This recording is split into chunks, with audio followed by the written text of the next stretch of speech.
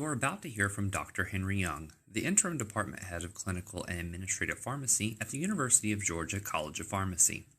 He also serves as the Kroger Associate Professor in Community Pharmacy there and directs the Pharmaceutical Health Services Outcomes and Policy Graduate Program. Dr. Young, could you explain the nature of the work you do? One of the things that I really like to do with my research as a social and behavioral scientist that really focuses in on health services research, I like to get out and try to talk with individuals to try to gain a better understanding of potential interventions that we can implement to help resolve these health disparities. And what are some of these interventions you and your colleagues are helping to deploy? Right now, we are engaged in an effort where we are collaborating with faith-based organizations, churches, in rural communities.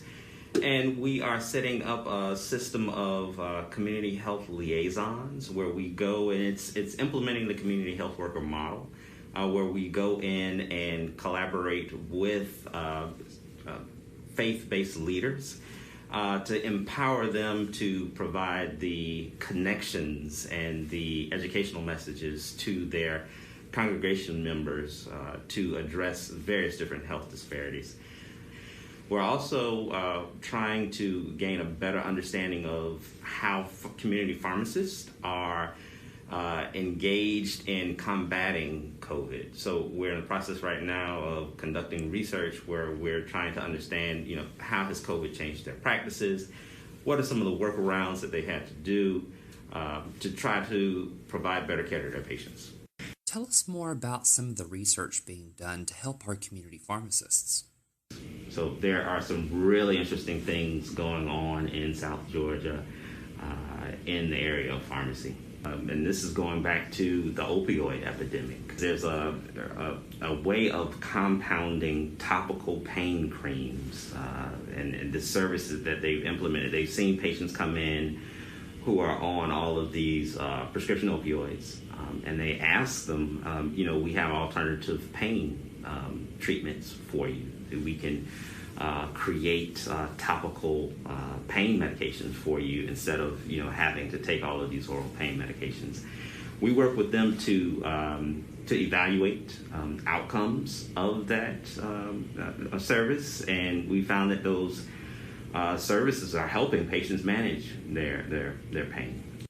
Back to COVID-19, how is UGA making an impact on improving health outcomes regarding the pandemic? How do we make sure the innovations that we're coming up with, how do we make sure that they are extended to special populations? The special populations include rural populations, minorities, older adults, younger adults. Are those individuals who are disproportionately impacted by COVID, are they included in these clinical trials? Mm-hmm. These clinical trials are happening in major academic medical centers in different locations around the country. And one of the things we call the question is, are we doing a better job at including all? Mm-hmm. So, bringing in that perspective, we wanted to take a look at some of the COVID trials, and we, saw some things that we just wanted to call the question and put out there and for the medical community to think about. My colleagues and I, we were successful in publishing a perspective in the New England Journal of Medicine to bring forth that issue, that question, and hopefully that will spur some good conversations.